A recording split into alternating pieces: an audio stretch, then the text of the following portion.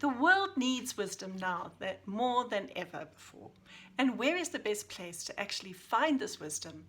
But in ancient texts, where we have people thousands of years ago who have already gone through all the trauma and the learning. In this video, you are going to be encouraged to continue your search for wisdom and to have integrity within wisdom.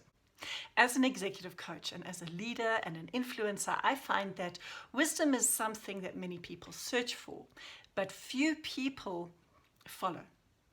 Imagine a world where wisdom is sought after and is as common sense. What would it look like? How would our leaders behave? What could we accomplish collectively? When I coach my clients, I'm acutely aware of how many times as leaders we fail and we choose not to use the wisdom around us. Instead, we take what is in front of us and it may not be truth and we use it as truth. Imagine what happens when we ignore the wisdom and we fall into so many traps. How many traps have you fallen into recently that if you had just searched for a little bit longer for some wisdom and found it, you would have not gone down that road?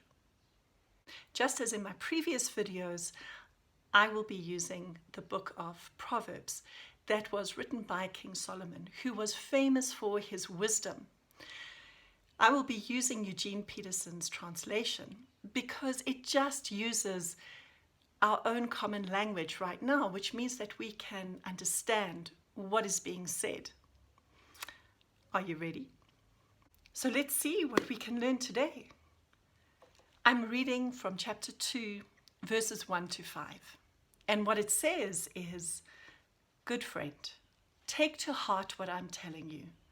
Collect my counsels and guard them with your life. Tune your ears to the world of wisdom. Set your heart on a life of understanding." That's right.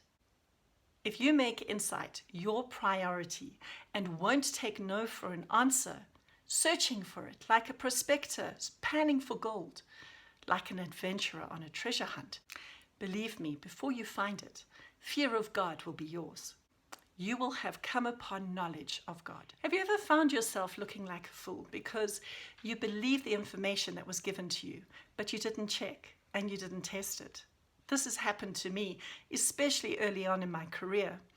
And I ended up feeling so embarrassed and humiliated because I hadn't checked. I want you to consider all the fake news that is around at the moment. The way that we are deliberately being manipulated emotionally, and we're being manipulated to fear others, to believe half-truths, and to believe that lies are actually truth. How do you know a truth from a lie? How do you make decisions based on correct information? How can you be wise? This ancient text reminds us to search for wisdom, to make insight your first priority.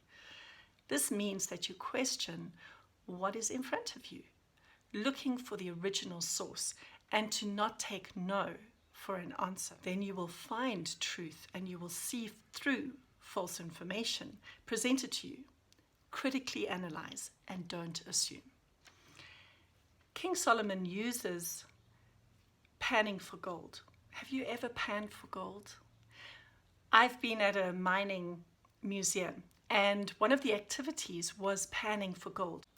What a prospector will do is they will use a shallow basin and they will scoop up the pebbles in the stream, moving the gravel this way and that, searching for gold. And the idea is that the gold or diamonds will shift in the sifting and you will see them more easily.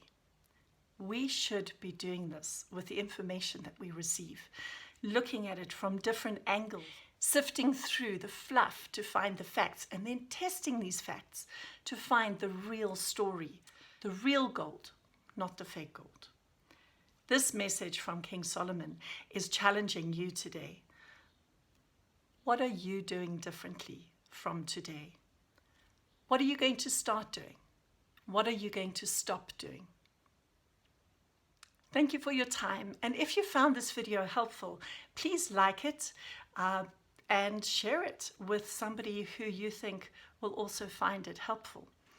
I appreciate your time and I thank you for joining me. I will see you next time.